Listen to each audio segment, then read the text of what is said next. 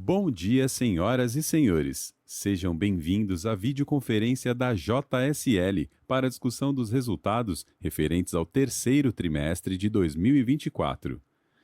Esta videoconferência está sendo gravada e o replay poderá ser acessado no site da companhia em ri.jsl.com.br. A apresentação também estará disponível para download. Informamos que todos os participantes estarão apenas assistindo a videoconferência durante a apresentação e em seguida iniciaremos a sessão de perguntas e respostas, quando mais instruções serão fornecidas. Antes de prosseguir, aproveito para reforçar que as declarações prospectivas têm como base as crenças e suposições da administração da JSL e as informações atuais disponíveis para a companhia. Essas declarações podem envolver riscos e incertezas, tendo em vista que dizem respeito a eventos futuros e, portanto, dependem de circunstâncias que podem ou não ocorrer. Investidores, analistas e jornalistas devem levar em conta que eventos relacionados ao ambiente macroeconômico, ao segmento e a outros fatores podem fazer com que os resultados sejam materialmente diferentes daqueles expressos nas respectivas declarações prospectivas. Estão presentes nessa videoconferência o Sr. Ramon Alcaraz, diretor-presidente da JSL, e o Sr. Guilherme Sampaio, diretor financeiro e de relações com investidores da companhia. Gostaria agora de passar a palavra ao Sr. Ramon, que dará início à apresentação. Por favor, Sr. Ramon, pode prosseguir. Senhoras e senhoras, muito bom dia. Um prazer estar aqui para divulgar os resultados da JSL do terceiro trimestre de 2024. Como os senhores poderão acompanhar, mais uma vez comprovamos nossa capacidade de crescer de forma sustentável com a evolução das margens e desalavancagem. Já começo dando os principais highlights do trimestre. Crescimento orgânico de 18%, quando comparado com o terceiro trimestre de 2023. Lucro líquido atinge 73 milhões, crescimento de 25%. Aumento de 1,2 pontos percentuais da margem EBITDA, quando comparamos com o último trimestre, o segundo de 24. Fechamento de novos contratos em único trimestre de 2,2 bilhões. No ano, já somamos 4,5 bilhões de novos contratos. Fluxo de caixa após crescimento de 395 milhões e redução da alavancagem. Ganhamos o prêmio A Melhor Empresa do Ano no setor logístico, prêmio concedido pela revista Exame no já conhecido e consolidado Prêmio Anual das Maiores e Melhores. Destaco que concorremos com todas as empresas de logística, nos mais diversos modais, rodoviário, aéreo, ferroviário e naval. Para fechar esse slide, quero destacar que somos a empresa líder absoluto do setor e que cresce 18% ao ano. Indo para a página 3, temos os principais números do trimestre. Receita bruta de 2,8 bilhões de reais, com crescimento de 17,7% em relação ao mesmo período do ano anterior. EBITDA de 466 milhões, com crescimento de 18,7% versus o terceiro TRI de 23. Margem EBITDA de 20,4%, 0,2 pontos percentuais melhor que o mesmo trimestre do ano anterior. Lucro líquido de 73 milhões, crescimento de 25,3% quando comparado ao mesmo período do ano anterior. E ROIC de 15,4%. Indo para a página 4, quero fazer mais alguns destaques. No quesito escala e eficiência, crescimento de 18% nos últimos 12 meses, mesmo considerando uma redução na IC de 11% no mesmo período. Lembrando que, nesse caso, foi uma estratégia da própria JSL em reduzir em segmentos menos rentáveis. Já a FSJ teve grande contribuição, com crescimento de 31% nesse mesmo período. Esse é o bonito do nosso ecossistema. Quando comparamos com o segundo TRI de 24, vemos um crescimento de 10% na JSL como um todo, inclusive a IC, com crescimento de 17%. Prova que a estratégia está correta. Os projetos implantados no segundo TRI de 24 já iniciaram suas operações e contribuíram para a adição de 251 milhões na receita e 68 milhões de EBITDA. Aumento de 1,2 pontos percentuais da margem EBITDA, retornando ao patamar adequado. Aqui estamos comparando o terceiro TRI de 24 com o segundo TRI de 24. Falando do nosso modelo de gestão, destaco: modelo de gestão das adquiridas com independência para agilidade e crescimento, somada ao suporte financeiro e escala da JSL para transformar tamanho e resultados. Gente alinhada aos valores dos clientes, com disciplina na execução, garantindo resultados sustentáveis. Foco na precificação individualizada dos contratos. Já no quesito financeiro, destaco trimestre com maior geração de caixa desde o IPO, com fluxo de caixa livre após crescimento de 395 milhões. Redução da alavancagem já começa a ser observada no trimestre, reforçando o direcional de desalavancagem da companhia. Considerando a composição da dívida ao final desse terceiro trimestre, temos uma redução do spread em 0,8 pontos percentuais na comparação anual. O Guilherme poderá detalhar melhor mais à frente. Indo para a página seguinte, a 5, trazemos, a exemplo de outros trimestres, o nosso modelo de gestão, ao qual assegura a qualidade da entrega e cross-selling. Fazemos uma gestão individualizada de cada contrato, até porque os projetos são customizados e desenvolvidos para cada cliente e com o cliente. Precificação adequada, controle de custos e eficiência operacional. Autonomia e agilidade na tomada de decisões do nosso gestor. E aqui vale o mantra: excelência na entrega garante cliente fidelizado e cross-selling, gerando novos contratos e, por analogia, novos clientes. Digo todo dia para os nossos colaboradores, para que nunca esqueçam. No fim das contas, nossos clientes querem se beneficiar do tamanho da JSL, quando falamos da capacidade de investimento e segurança da continuidade de suas operações, mas querem ser tratados na ponta como se fossem o nosso único cliente. Na página 6, trazemos como tem se comportado a distribuição da nossa receita nos mais variados segmentos e dos serviços na cadeia logística. Nossos contratos são de longo prazo, com serviços essenciais na cadeia de valor dos nossos clientes e em setores comprovadamente resilientes. Temos uma combinação bem equilibrada entre a Satellite e a SatRev. Vejam que 27% da nossa receita não envolve caminhões, e sim gente e tecnologia. Seja na movimentação interna das fábricas, gestão dos armazéns próprios e dentro dos clientes, nos mais variados setores da economia, passando pelo papel e celulose, automotivo, alimentos, linha branca, remédio, eletrônico, entre outros. 64% em operações especializadas e dedicadas, envolvendo caminhões, passando pelo transporte internacional de alimentos refrigerados e frigorificados pelo Brasil e vários países da América do Sul, distribuição urbana de alimentos, bebidas e bens de consumo, transporte de madeira e celulose, transporte de veículos, transporte de máquinas, abastecimento de toda a cadeia produtiva da indústria automotiva no sistema Milk Run, Just in Time, transporte de produtos químicos, líquidos e gasosos, transporte de combustíveis, entre outros. 9% no que chamamos carga geral, aí sim 100% a Satellite, aproveitando o trade do mercado. Nesse segmento, inclusive, estaremos lançando um produto novo, que divulgaremos mais à frente. Vejam que 91% da nossa receita está concentrada em serviços com alto grau de especialização e essencialidade na cadeia de suprimentos e venda dos nossos clientes. Indo para a página 7, destaco: se é importante comemorar o que já fizemos, é ainda mais importante garantir os próximos anos. É por isso que todo trimestre divulgamos o valor de nossos contratos. É por isso que em todo trimestre divulgamos o valor dos novos contratos. Afinal, é a receita futura contratada que garante o nosso crescimento, com baixo risco de execução, com aumento de market share, sem depender do crescimento de setores específicos. Nesses 9 meses, já somam 4,5 bilhões de novos contratos, com prazo médio de 60 meses, com adição de 27 novos clientes, apenas nesse ano. Nesse TRI, um destaque para o setor químico, 58% dos novos contratos, seguido pelo varejo com 19% e automotivo com 9%.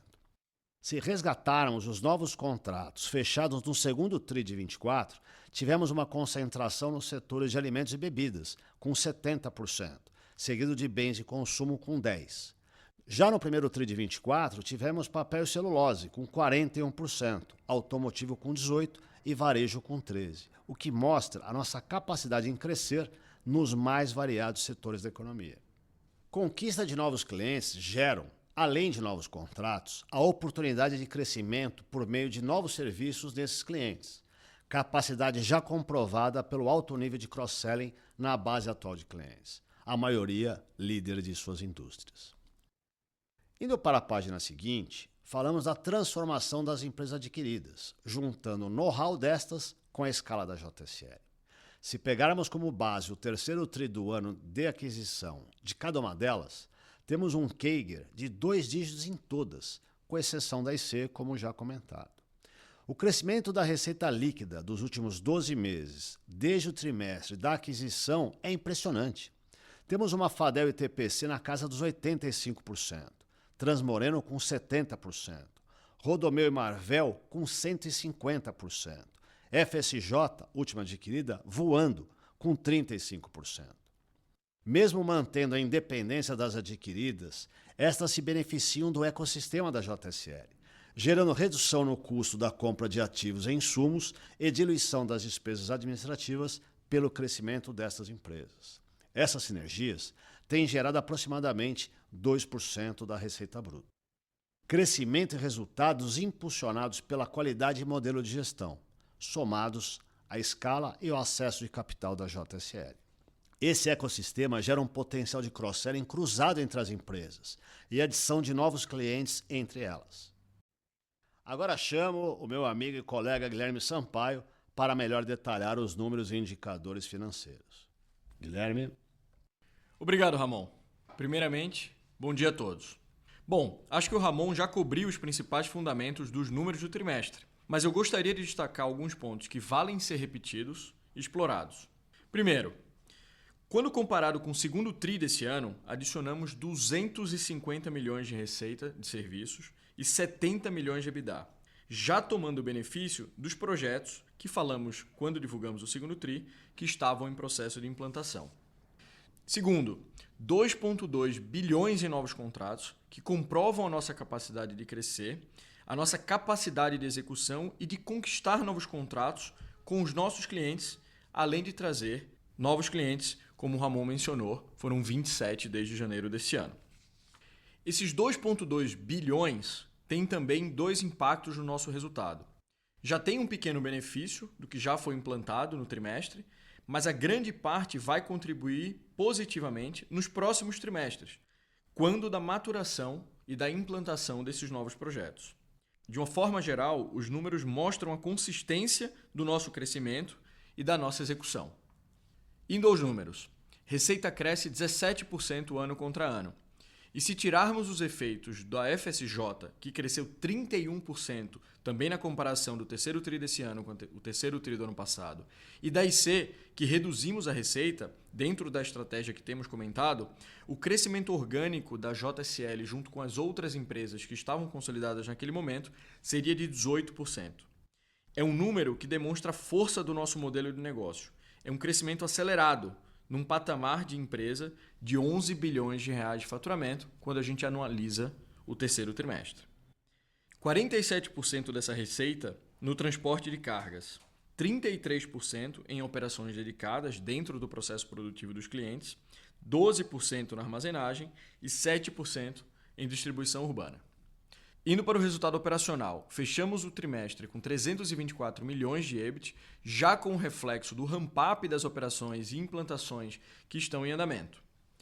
EBITDA chega a quase 470 milhões, com a margem de 20,4% e um lucro líquido de 73 milhões no trimestre, uma expansão de 25% versus o terceiro TRI do ano passado. O lucro, especificamente, já começa a tomar o benefício da redução do spread da nossa dívida, que foi de 0,8 na comparação anual, mas ainda não está tomando benefício do processo de desalavancagem que começamos, como já temos anunciado. Mas ainda não está tomando o benefício do processo de desalavancagem que iniciamos, como já temos anunciado.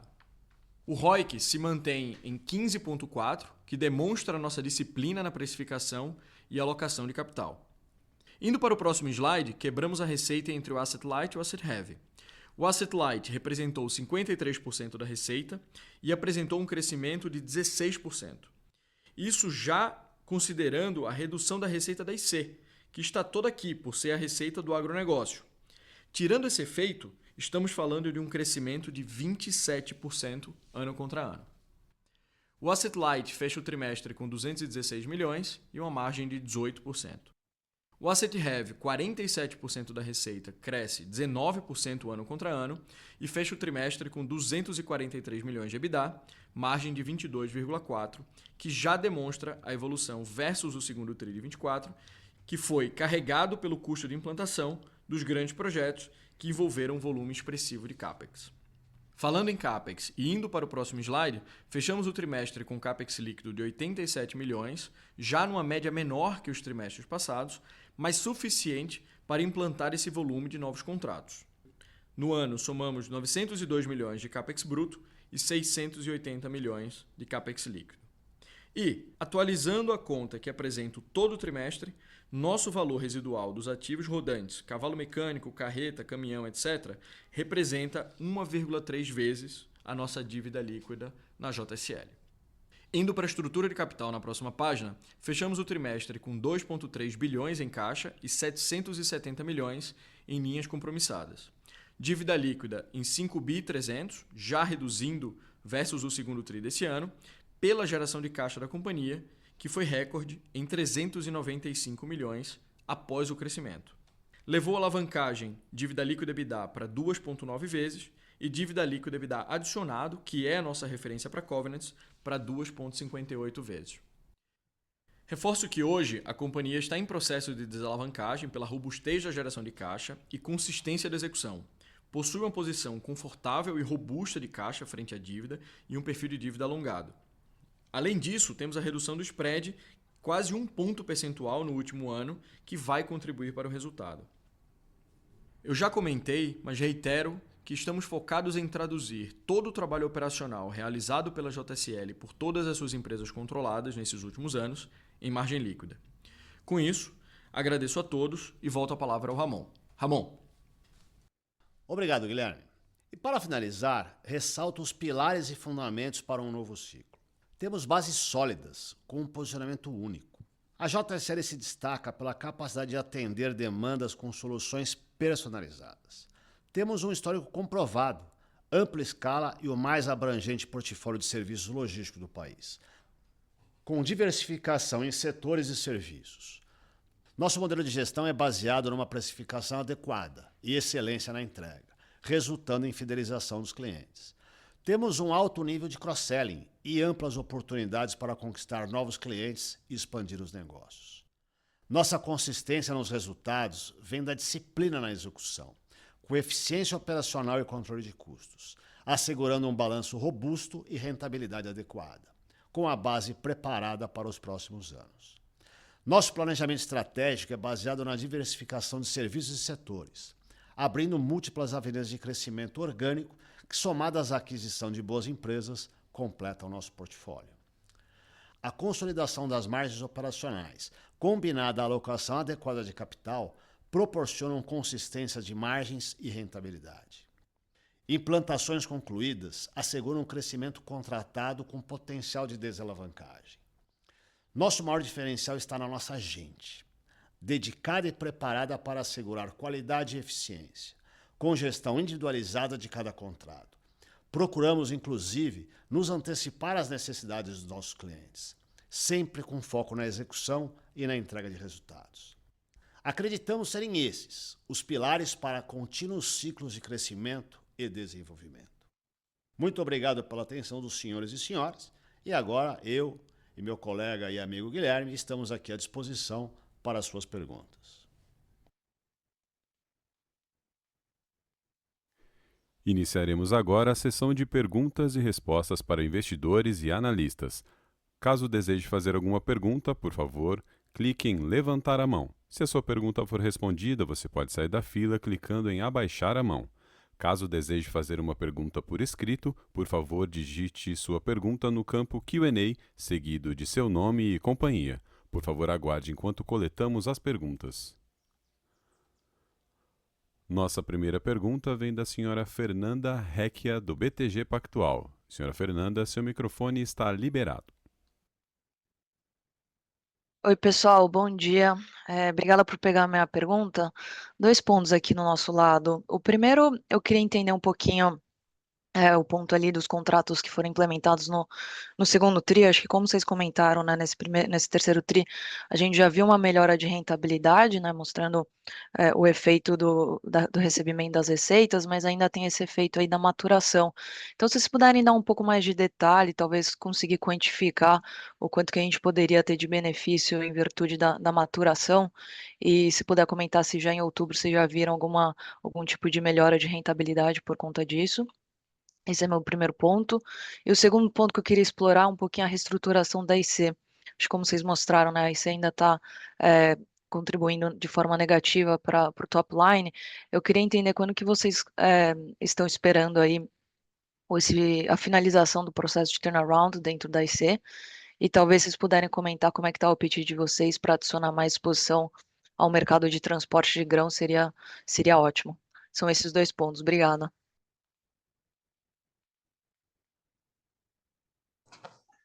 Bom dia, Fernanda. Obrigado pelas perguntas.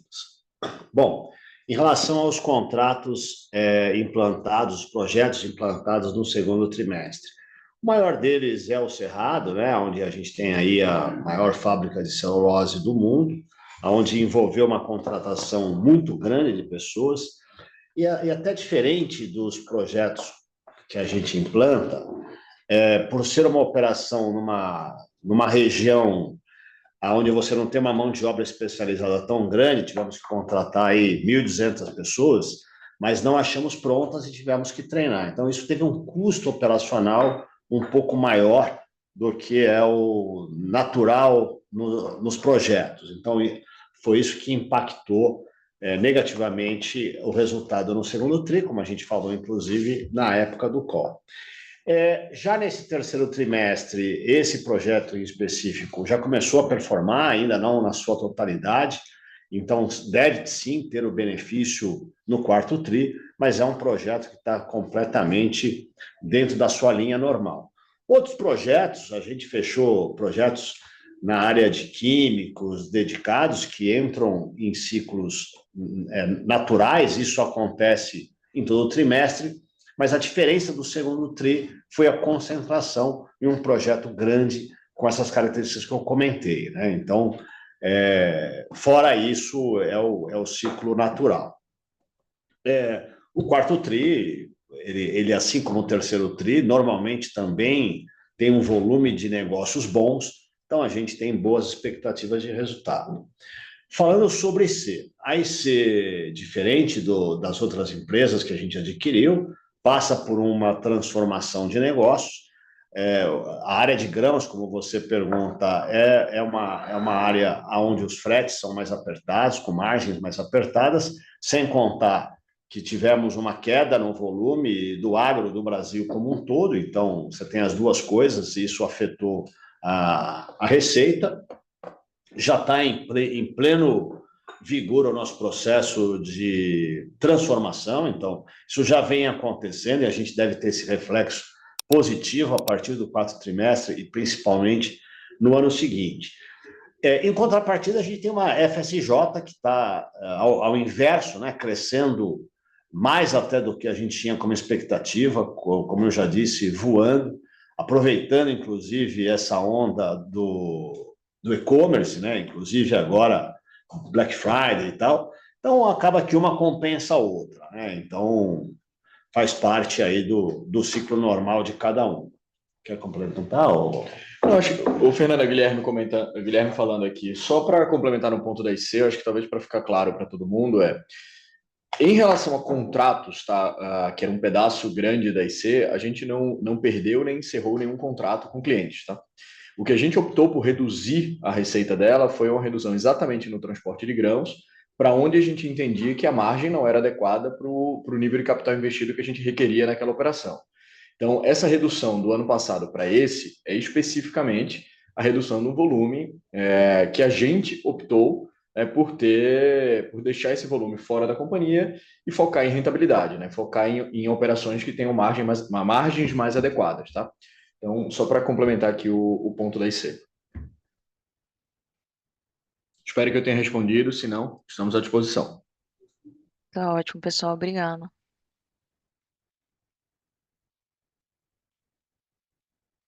Nossa próxima pergunta vem do senhor Victor Mizusaki, do Bradesco BBI. Senhor Victor, seu microfone está liberado. Oi, bom dia. Parabéns pelo resultado. A gente tem duas perguntas. É, a, a primeira, voltando o ponto da Fernanda, né, com relação aos novos projetos, eu acho que vocês mostraram o slide, né, que tem ali que veio de receita e EBITDA, né, desses contratos, né, que estão em fase de ramp-up. E daí, olhando, né, os dois números, a margem EBITDA desses contratos estaria rodando ali na faixa de 27%, né, que é um patamar acima do que a JSL reportou, né, de margem de asset heavy. Então, a minha primeira pergunta é se faz sentido, né, essa análise, então, que realmente esses contratos, né, eles devem ajudar a JSL a expandir ROIC. E a segunda pergunta, olhando um pouco CAPEX, né, foi muito concentrado no primeiro semestre, no segundo, né, ele reduz. Olhando 2025, né, se vocês puderem comentar um pouco do que a gente pode esperar de volume de CAPEX. Obrigado. Vitor, bom dia, obrigado pela pergunta.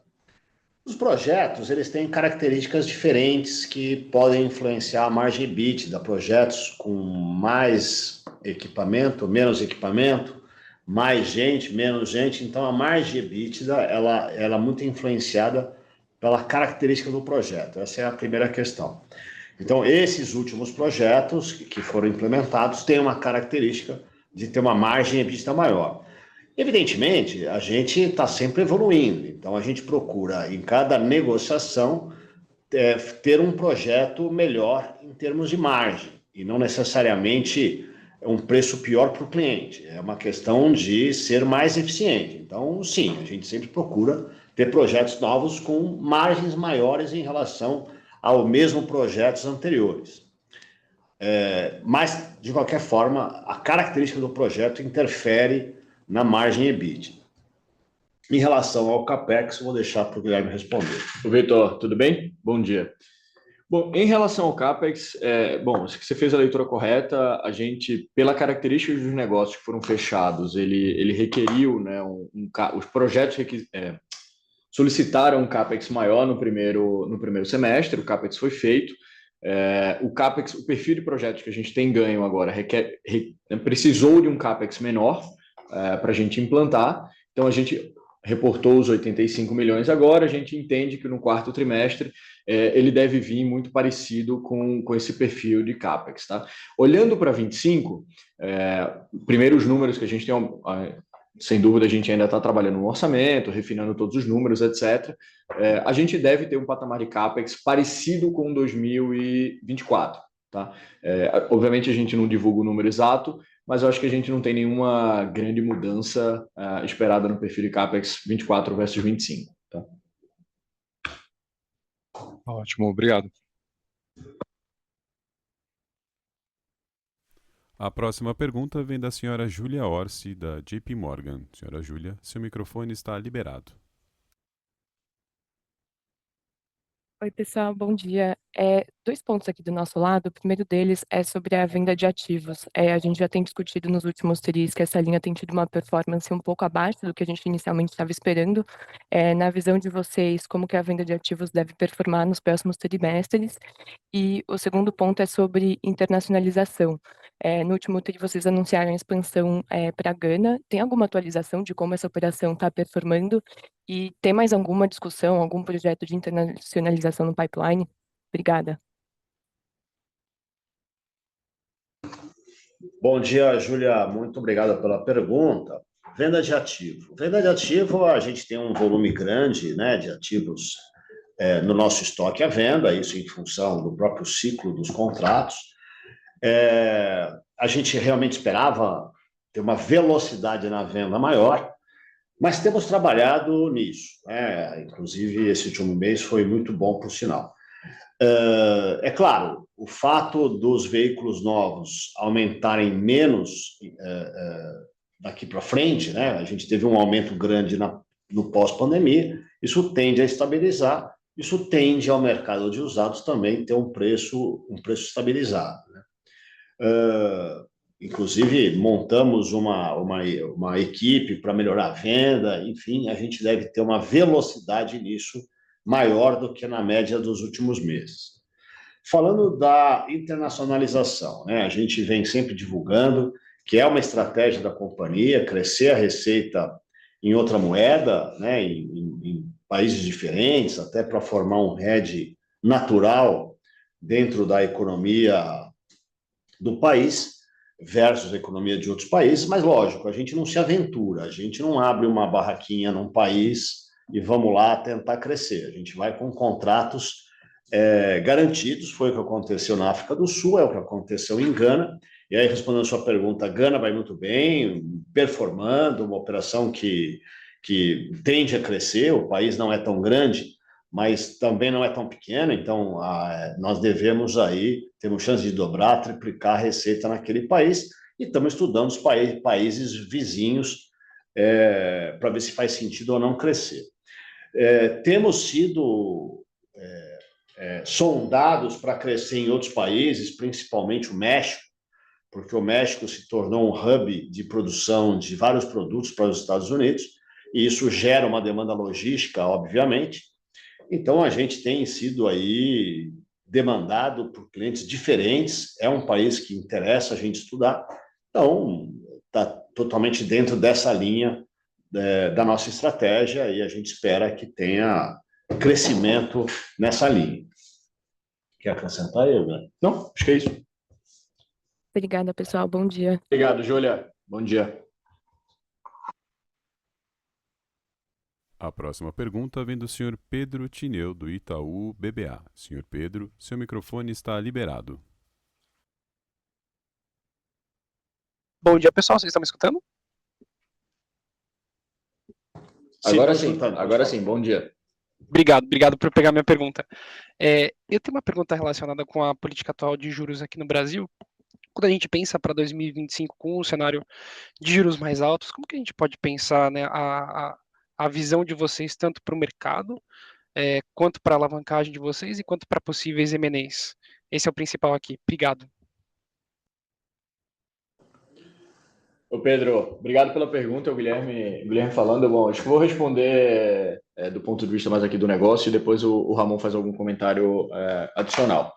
Bom, vamos lá. Acho que curva de juros, assim, faz parte da vida, né? Acho que a gente já viveu vários ciclos de altas e baixas de ciclo de juros, então a companhia ela já mostrou resiliência a isso. Então o que a gente faz, a gente obviamente atualiza toda a nossa base de precificação de novos projetos para que os novos projetos já estejam alinhados com essa curva de juros, e a gente tem que fazer o que nos cabe, né? Então ter um resultado operacional cada vez melhor para suportar, absorver qualquer ciclo mais curto de aumento de juros e trabalhar no spread, que é o que a gente tem feito aí nos últimos anos.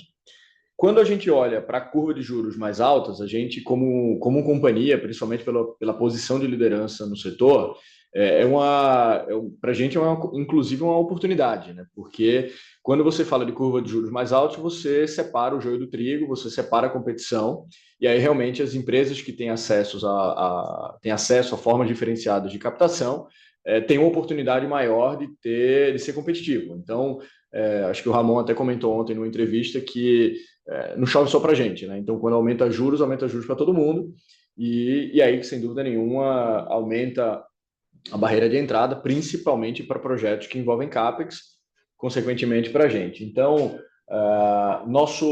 tem duas coisas que a gente está trabalhando, a gente tem comentado sobre isso. Uma é o spread, vocês estão vendo aí nos resultados, e o outro é a tendência de desalavancagem pela geração de caixa da companhia. Então, o tamanho da geração de caixa da JSL hoje já me permite manter nível de crescimento e desalavancar, e isso é uma máxima, é uma coisa que a gente tem falado abertamente para todo mundo, que é uma métrica, um item que a gente está perseguindo, né? Então, a companhia deve desalavancar, ou a gente pretende desalavancar nos próximos trimestres para chegar num nível aí mais um nível menor e, consequentemente, a gente vê aí o impacto na margem líquida, tá? Não sei se o Ramon tem um comentário. Não, eu acho que já falou bem, né, do ponto de vista financeiro, do ponto de vista de negócios, é um pouco do que você disse. Aí eu faço uma comparação às provas de carro, né? Você nunca vai correr na chuva como você corre no seco, mas você não precisa, você precisa só correr melhor do que os outros, porque não vai chover só para você dentro da pista. Então é um pouco disso, né? A gente tenta aproveitar o nosso posicionamento e toda essa nossa estratégia financeira, muito bem conduzida pelo Guilherme e pelo seu time, para poder ser mais competitivo no campo. É isso. Perfeito, pessoal. Muito obrigado. Nossa próxima pergunta vem do Sr. André Mazzini, do Citi. Sr. André, seu microfone está liberado. Bom dia, Ramon e Guilherme, obrigado aqui pelo call. Se vocês puderem falar um pouco sobre o mercado de transporte de carro 0 km, né, que ainda é pequeno dentro da JSL, mas cresceu bem no TRI, né, 29%, e está indo super bem na margem, né, venda de carro no Brasil, acho que foi melhor desde 2014, né. Então esse é um mercado, né, de transporte de carro zero que nos parece, com o nível de serviço, não de vocês, mas o mercado em geral, né, talvez subótimo, que teria muita coisa a melhorar, nos parece, né? Muitas vezes o cliente compra o carro e não consegue fazer o acompanhamento de onde esse veículo está, o mercado que tem share concentrado, que muda muito pouco, etc. Então, um mercado que parece pronto para disrupção. Se vocês querem crescer mais nele, se é um mercado que dá para crescer organicamente, eu teria que ser por M&A, e se dá para realmente dar uma chacoalhada e melhorada, talvez, uma disruptada, né, realmente nesse mercado, vocês veem por aí. Obrigado. O André, bom dia. Veja, a gente tem interesse em crescer em qualquer mercado que tenha uma boa rentabilidade, né? E o transporte de veículos 0 km é um deles. Mas algumas observações importantes. Primeiro, né, a gente cresce via Transmoreno, que é uma das empresas adquiridas que é exclusivamente do transporte 0 km. A própria JSL faz um pedaço da General Motors, principalmente o transporte internacional, e isso tem crescido recentemente. Tem as empresas chinesas entrando no Brasil e é sempre uma oportunidade de crescer nesse nicho. Mas uma coisa super importante é que a JSL está presente em toda a cadeia do setor automobilístico, né? Então, por exemplo, você tem razão, nos últimos meses esse volume cresceu bastante, o que é ótimo. O Brasil aí está vendendo esse ano, deve acabar aí com 2,5 milhões, 2 milhões e 600 mil veículos vendidos. O ano que vem se fala em 2 milhões e 700, então é um mercado em ascensão. E veja, a maior empresa de abastecimento de peças para as montadoras é a JSL. Grandes montadoras, exclusivamente a JSL que abastece de peças, e a gente tem batido recordes atrás de recordes nesse segmento. Então, sempre que cresce o volume de venda de veículos, aumenta o transporte de veículo zero, mas, obviamente, aumenta toda a cadeia de insumos, é onde a gente está muito presente, né? Seja aqui no Brasil, seja a produção na Argentina, que, como vocês sabem, é um hub das montadoras aqui também. Então, a gente nos favorece nas duas pontas, tanto no inbound, onde a gente é a maior disparada, e no outbound, né, nesses segmentos que eu comentei. Claríssimo, obrigado, Ramon.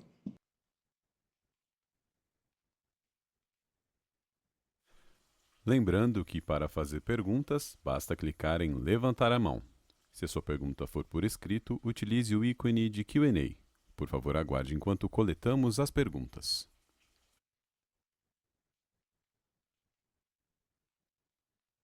Seguiremos agora para as perguntas por escrito com o Sr. Guilherme Sampaio. Por favor, Sr. Guilherme, pode prosseguir. Olá, pessoal. Vamos lá. Eu vou ler aqui algumas perguntas que a gente recebeu no chat. Primeiro vem do Alexandre Mendes, perguntando sobre o programa de recompra. Muitas empresas anunciam planos arrojados de recompra de ação e, ao final, não cumpre esse programa. Ou não recompram nada ou recompram muito pouco. A JSL anunciou um programa de recompra de 13 milhões de ações. Existe a intenção de cumprir realmente esse programa? Existe espaço no balanço para isso? Vamos lá, Alexandre. Eu vou responder essa, e aí eu vejo se o Ramon também tem algum outro comentário. Bom, acho que a gente tem a política aqui no grupo de manter os programas de recompra em aberto. A gente, obviamente, acredita muito no potencial de valorização da ação. Então, o que a gente fez foi, inicialmente, abrir o programa. Ponto. O que vai suceder daqui para frente depende do que vai, obviamente, acontecer no dia a dia do mercado. Se a gente acredita que tem espaço no balanço para isso, essas 13 milhões de ações, se a gente for usar mais ou menos o preço médio que a gente está rodando hoje, basicamente isso me levaria a um impacto de alavancagem de 0,02 vezes. Então, assim, é muito baixo. Então, sim, a gente teria espaço no balanço para fazer o programa, mas, obviamente, a principal intenção agora é manter o programa aberto. Tá? Espero que eu tenha respondido. Indo para a próxima, a gente recebeu uma pergunta de um investidor nosso internacional, o Karen. Eu vou ler em português e peço que haja tradução simultânea. Tá? Então, basicamente, ele parabeniza pelos números do trimestre e tem duas perguntas. Primeiro, a gente falar um pouco sobre as expectativas de 25 e o que a gente entende pela implantação desse backlog dos contratos que a gente anunciou. E, segundo, como é que a gente está vendo a evolução do ROIC, né, do running rate, e quais são as principais alavancas que a gente tem para melhorar esse número olhando para frente. Essa foi a pergunta do Karen, não sei se você quer comentar, o Ramon vai falar um pouco e depois eu entro para falar um pouco sobre o ROIC. Bom, Alexandre, obrigado pelas perguntas. É sempre difícil a gente prever o futuro, né? Está cada vez mais difícil, inclusive. Mas, assim, o que a gente pode falar? O ano de 2024 ele começou um pouco mais morno do que a gente previa, mas o segundo semestre, principalmente, ele deu uma acelerada na economia no geral muito boa. Então, o terceiro trimestre está aí os números, foi muito bom. O quarto trimestre começa também na mesma toada do terceiro, e a gente entende que 2025 vai seguir esse mesmo ritmo, né? Não vejo razões para ter uma mudança de cenário. Então, a gente está muito otimista em 2025, falando da economia como um todo.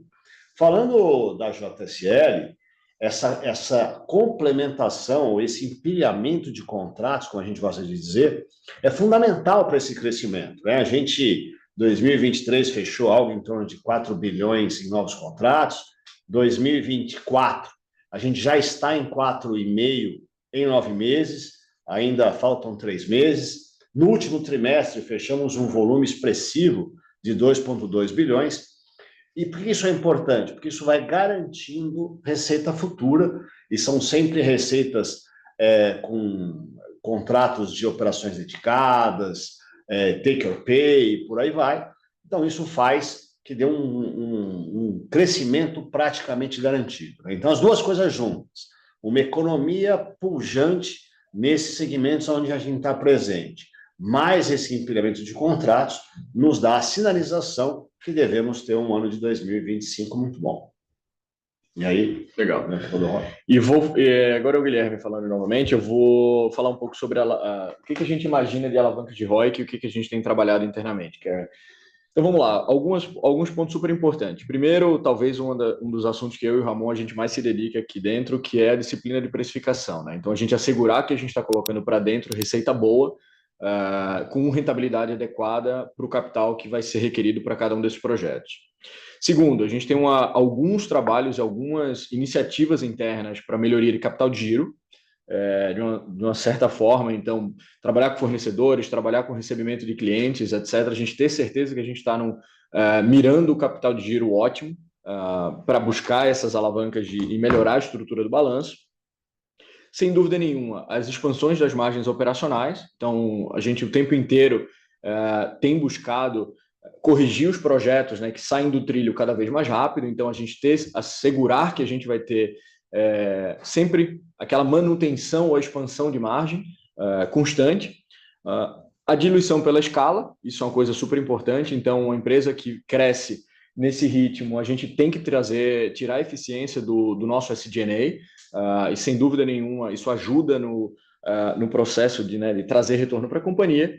E o capital investido, de uma certa forma, é entrar o ativo mais rápido, fazer o ativo entrar mais rápido, fazer o ativo sair mais rápido no nosso balanço, e esse giro, com certeza, vai ajudar a gente a ter uma estrutura de balanço que beneficia o ROIC, né? Beneficia o retorno de todo o capital. Tá? Então, assim, diria que são cinco grandes alavancas. Para cada uma delas, a gente tem aqui um grupo de iniciativas para endereçar. Tá bom?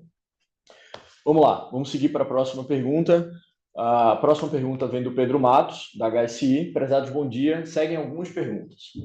O 2,2 bi de contratos adicionados para 64 meses corresponde a uma receita adicional mensal de 34 milhões. Considerando a média do CAPEX investido para entre 11% e 13% de receita mensal, podemos esperar um CAPEX de expansão no quarto TRI de entre 260 e 310 milhões para viabilizar esses contratos, ou há alguma diferença de timing, de necessidade / timing de CAPEX nesses contratos? Primeira pergunta. Segunda, existe alguma meta de endividamento a ser alcançada pela JSL no contexto de desalavancagem pretendida? Se puderem destrinchar como pretende alcançar esse objetivo. Terceiro, se puderem passar mais detalhes sobre o crescimento inorgânico, como tem visto as oportunidades nesse novo ciclo de aumento de juros e como isso segue no plano estratégico da companhia. Por último, se há expectativa de realizarem um JSL Day em 2024. Vou começar dos novos contratos versus CAPEX. Tá? Quer que eu responda? Então, vamos lá. Pedro, assim, interessante, a resposta é não, a gente não imagina um nível de CAPEX de 300 milhões de reais no quarto trimestre. Tá? Assim, a conta ela está correta com base no histórico, mas o perfil de contratos que a gente fechou nesses últimos meses, ele não vai requerir, porque tem bastante coisa asset light, ele não vai requerir esse nível de investimento de CAPEX. Tá? Então, eu diria que a expectativa de CAPEX está muito mais próxima do que a gente apresentou no terceiro trimestre do que no quarto, né, do que a gente apresentou, por exemplo, no segundo. Segunda pergunta. Se existe alguma meta de endividamento a ser alcançada pela JSL? Bom, a gente trata esse tema muito em cima da alavancagem, né? Então, a gente não tem um número a divulgar, cravado para vocês, a gente não dá guidance desse número, mas a minha expectativa é desalavancar a companhia sucessivamente nos próximos trimestres. Tá? A segunda pergunta... Desculpa? Terceira pergunta. Desculpa, agora é só um outro comentário sobre a questão da desalavancagem, né? Que você colocou, se pudesse destrinchar como pretendem alcançar esse objetivo. Sem dúvida nenhuma, a geração de caixa é o principal trunfo que a gente tem, né, para trazer. Uma pessoa até fez um comentário agora esses dias, esse é o primeiro trimestre, agora o terceiro trimestre de 24, que a gente reduz a dívida líquida desde o nosso IPO. Então, isso é uma coisa importante, né? E mostra a força da geração de caixa da companhia. E, sem dúvida nenhuma, a geração de caixa vai ser o nosso maior trunfo no processo de desalavancagem. Crescimento inorgânico, o Ramon vai comentar, e aí a gente volta aqui com a expectativa do JSL Day. Bom, falando de crescimento inorgânico, uma coisa importante, a gente não tem uma estratégia específica de aquisições de empresa, né? Como tem um fundo, por exemplo. A gente toca a vida como se não houvesse aquisições. Nosso orçamento de 25, que a gente está negociando com o Conselho nesse momento, ele não leva em consideração que vai haver aquisições, e o nosso objetivo, como a gente divulga desde o IPO, é um crescimento acelerado, aproveitando as oportunidades que a gente entende que o mercado oferece, até pelo cenário já comentado de alta de juros e assim por diante. O crescimento inorgânico, muitas vezes, é um atalho que a gente pega para chegar no objetivo de crescimento. Por que eu digo que é um atalho? Porque, paralelamente a isso, a gente tem aí uma diretoria dentro do grupo Simpar, analisando, e tem aí um pipeline grande, as empresas que vão aparecendo e começa-se uma negociação. Quando você acha uma empresa dentro do perfil que a gente gosta, receita média, grande potencial de crescimento, dentro de um segmento que a gente entende que faz sentido para o nosso negócio, com uma boa gestão. Então, um preço justo, quando isso acontece, opa, pegamos um atalho para chegar no nosso crescimento, para chegar no nosso resultado. Mas ele anda em paralelo, né? Então ele pode acontecer, se dá match dentro desse pipeline, pode não acontecer, né? As portas estão abertas, continuamos com o pipeline totalmente ativo. Sobre o JSLD, quer comentar aí, né? Não, assim, a ideia da gente é fazer, sinceramente, eu não acho que a gente vai realizar um evento esse ano ainda, mas com certeza a gente está pensando em algo diferente. Tem alguns assuntos que a gente, a partir do momento que a gente se sentir pronto em anunciar, como a questão da JSL digital, que é uma evolução do trabalho que a gente está fazendo com a Truckpad, entre outros assuntos que a gente está, obviamente, trabalhando aqui dentro. A gente vai sim agendar algum encontro com investidores para que a gente consiga dar mais detalhes desses projetos e aí entrar um pouco mais nas especificidades de cada um deles. Tá? Sem dúvida nenhuma, está no radar. Não sei se a gente vai conseguir realizar isso ainda dentro de 2024. Vamos lá. Próxima pergunta é do Alexandre. Alexandre, eu vou ler a pergunta, mas acredito que já respondi, que seria a seguinte a pergunta. Pode comentar, por favor, a respeito do ritmo de desalavancagem esperado pela empresa, a despeito do aumento da taxa de juros esperadas no Brasil. Então, acho que essa daí eu já tive a oportunidade de responder. Caso não tenha sido suficiente, fique à vontade de entrar em contato com a gente está 100% à disposição. A próxima pergunta vem do Lucas, da Soma Investimentos. Lucas, bom dia, pessoal. Podem comentar sobre a velocidade do processo de desalavancagem da companhia, mesmo olhando para o M&A recente e para o programa de recompra? Além disso, impulsionar o segmento do Asset Light é uma estratégia que pode impulsionar o movimento de desalavancagem para 25? Bom, vamos lá. Deixa eu comentar um pouco e aí talvez o Ramon complemente. 2 pontos. Quando a gente olha para M&A, e a gente fez 8 M&As nesses últimos 3 anos, nenhum deles colocou a nossa alavancagem em xeque pelo M&A em si. Dada a estrutura da transação, a geração de caixa da companhia, o crescimento dessas companhias depois do momento da aquisição, elas, na verdade, trouxeram benefícios à nossa alavancagem e não necessariamente colocaram pressão. Quando a gente pensa numa aquisição hoje, a gente está falando de uma empresa que é muito maior que uma aquisição que tem lá seus 100 milhões de EBITDA. A gente está falando basicamente, se a gente analisar aí o EBITDA do trimestre, um resultado que a gente está falando entre 5% e 7% do EBITDA consolidado da JSL. Então, o impacto hoje de uma aquisição na nossa alavancagem, ela se torna ainda menor porque ela dilui dentro do tamanho da companhia. O programa de recompras eu já comentei. Então, assim, hoje o programa de recompra, ele, sem dúvida nenhuma, ele não vejo ele como uma pressão na alavancagem da companhia. E aí eu vou deixar o Ramon comentar sobre o crescimento do Asset Light, mas qualquer comentário eu volto aqui. Lucas, assim, a nossa estratégia de crescimento no Asset Light, no Asset Heavy, ele não tem a ver simplesmente com a alavancagem, ele tem a ver com o resultado da operação, se aquilo faz sentido ou não faz sentido. A gente gosta tanto do segmento Asset Heavy como do segmento Asset Light. Eles têm características diferentes, né? No Asset Heavy eu tenho lá o investimento, vai pressionar minha alavancagem, mas, por outro lado, ele está atrelado a contratos de longo prazo, ele está atrelado a garantias de faturamento, ele está atrelado a uma resiliência nas oscilações da economia. Então, a barreira de entrada é muito maior, enfim, tem todas umas características que nos agradam desde que o projeto se feche, né? Eu preciso ter margens negociadas que sejam condizentes com esse investimento. Já no Asset Light, ele tem a vantagem de não pressionar a alavancagem, mas, evidentemente, não foi só minha mãe que fez filho esperto.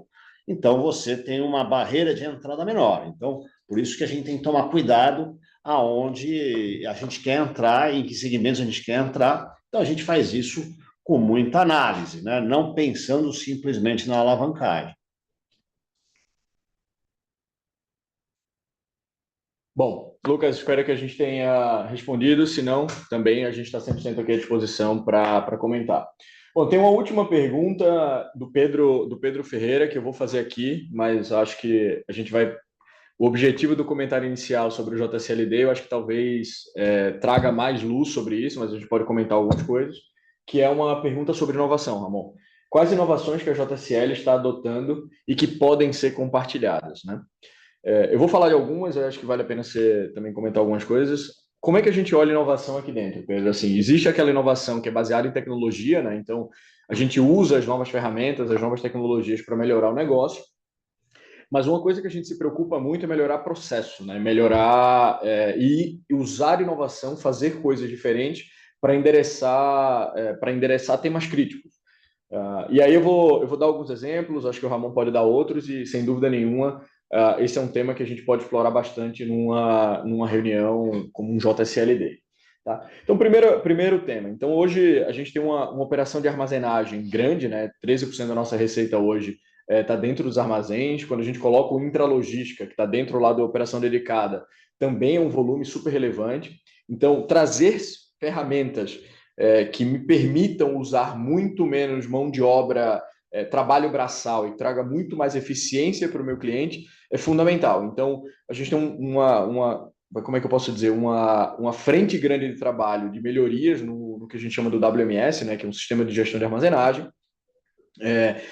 A gente tem usado e testado algumas ferramentas de inteligência artificial em alguns temas muito específicos, conexão comunicação com o caminhoneiro, análise de frete, né, de precificação de frete, quando a gente compara no Asset Light, quando a gente vai fazendo com base na dinâmica do mês, manutenção, como é que a gente faz como é que a gente tem uma manutenção mais efetiva, mais preventiva do que corretiva.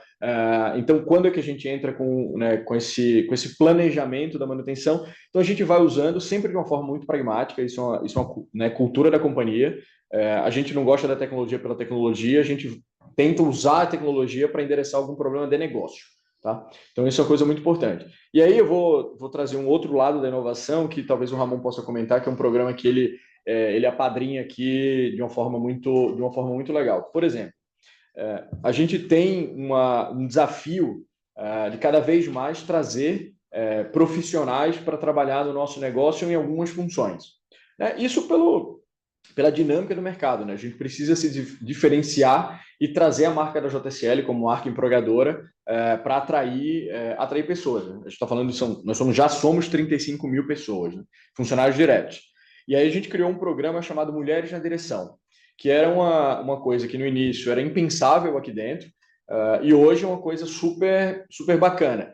Se você olha do ponto de vista da tecnologia, pouco se conecta, mas é uma inovação, uma forma completamente diferente de você atrair e contratar pessoas e, consequentemente, expandir a base de contratação do que a gente tinha disponível em determinada região. Não sei, Ramon, você quer comentar um pouco sobre isso?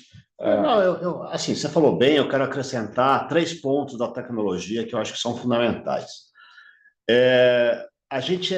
Se é um tema que a gente evoluiu muito dentro da empresa, através da tecnologia, se chama segurança. Nós reduzimos em 80% o nosso número de acidentes com gravidade. A gente roda aí quase 1 bilhão de quilômetros por ano, né? É visível o número de veículos da JSL rodando, e a gente tem um compromisso com a segurança. Como é que reduziu? Tecnologia. Hoje eu tenho câmeras de fadiga para não deixar um motorista cansado na direção. Hoje eu controlo se esse motorista é agressivo no volante ou não é agressivo, freada brusca, aceleração lateral brusca, o que poderia chegar a indicar um veículo saindo em uma curva. Usa a tecnologia, inclusive, para verificar, antes do motorista entrar num caminhão, se ele está apto para entrar nesse caminhão, com algumas ferramentas que monitoram isso. Então, isso para mim, já é, talvez, a melhor vantagem da tecnologia. Salvamos vidas, não só as internas, como a de terceiros que poderiam ser envolvidas em acidente.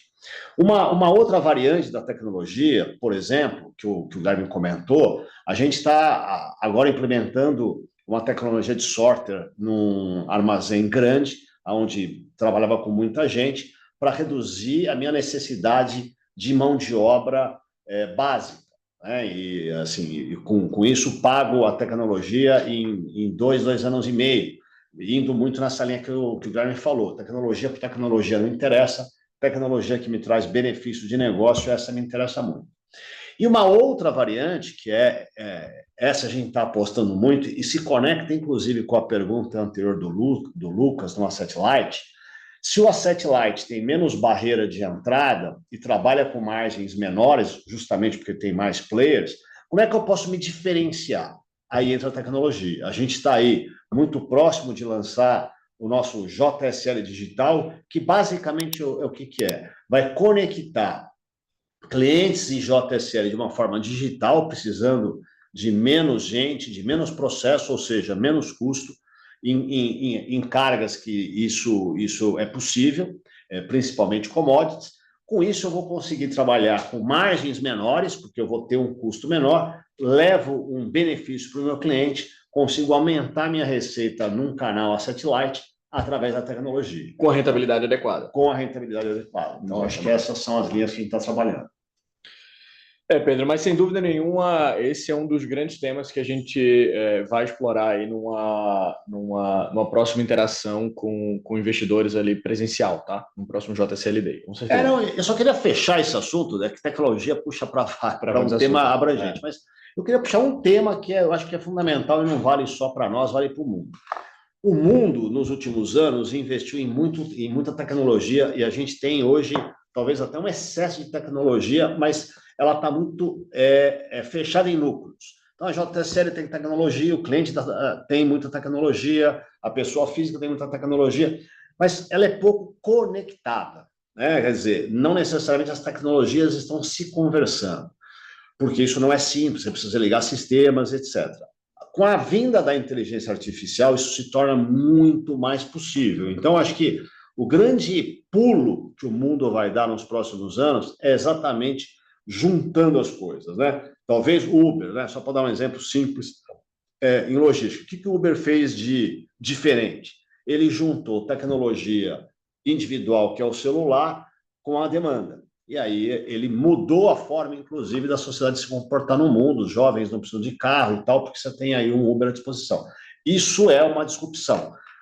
Trazendo esse pequeno exemplo para o nosso mundo, eu acho que é mais ou menos isso que eu acredito. A hora que a gente conseguir se conectar, é mais difícil do que o Uber fez, porque o Uber é um B2C, ou quase que um C2C, né? Mas a hora que a gente conseguir fazer isso no B2B, a gente vai transformar o negócio. Bom, é isso, pessoal. Obrigado a todo mundo. Vou voltar a fala para o pessoal, para que a gente tenha aí, colete alguma pergunta final. A sessão de perguntas e respostas está encerrada. Gostaríamos de passar a palavra ao Sr. Ramon Alcaraz para as considerações finais da companhia. Bom, senhores, primeiro agradeço aí a atenção, agradeço as perguntas, sempre é uma oportunidade de a gente discorrer sobre temas que a gente não falou nos resumos, tecnologia é uma delas, então é um prazer poder falar sobre as nossas estratégias. Eu queria ressaltar os pontos que a gente comentou, né? Quer dizer, a nossa capacidade de crescer, mesmo já sendo a maior do mercado, a gente cresce em 2 dígitos, estamos falando aí em 18%. Isso em serviços, né? Eu acho que essa é uma grande coisa importante a ser dita, em serviços executados, nos mais variados segmentos e nos mais variados setores. Somos a única empresa que faz isso, né? Quer dizer, temos concorrentes nos mais variados segmentos, mas não temos nenhum concorrente em todos os segmentos. Então, acho que esse é o grande diferencial da JSL, e esse maior diferencial vem da sua gente, né? A nossa capacidade de fazer as pessoas fazerem coisas nos mais variados segmentos de forma excelente. É nisso que eu acredito, é nisso que eu aposto.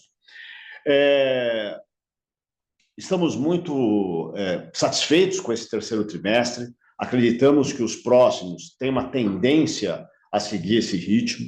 Então, a gente, não só eu e o Guilherme, mas todo esse time maravilhoso, está imbuído de aproveitar todas as oportunidades que o mercado oferece. Estamos no caminho da desalavancagem, esse sempre é um tema bastante abordado pelos senhores, e a gente vem mostrando indicadores que isso vem acontecendo. Temos aí entrado em segmentos diferentes, isso é uma outra coisa importante a ser dita. Por exemplo, o e-commerce, que é um canal importante da economia que vem crescendo. A gente tem, não só pela FSJ, que é uma empresa que a gente adquiriu, que já era mais especializada nesse segmento, mas temos contratos fechados com a própria JSL, com a Fadel, que entrou nesse último mês, no Last Mile, já participando, inclusive, do Black Friday, em contratos dedicados. Então, assim, são muitas oportunidades e a gente vem entrando, né, nos mais variados segmentos. Fechamos um contrato importante na área de químicos, ampliando esse segmento, só para dar um exemplo numa outra linha.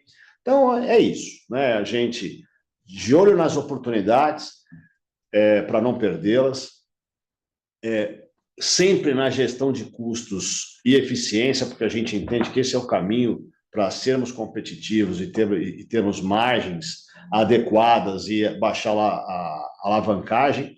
Então é isso, né? Assim, esse ritmo que a gente acredita, a gente vem falando isso desde o IPO e acredito que a gente vem entregando. Queria chamar a atenção para quem não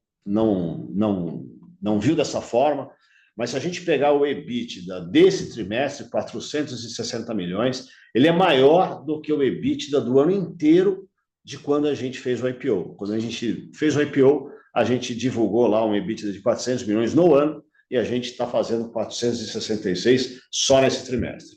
Isso prova que estamos no caminho certo. Quer acrescentar alguma coisa, Guilherme?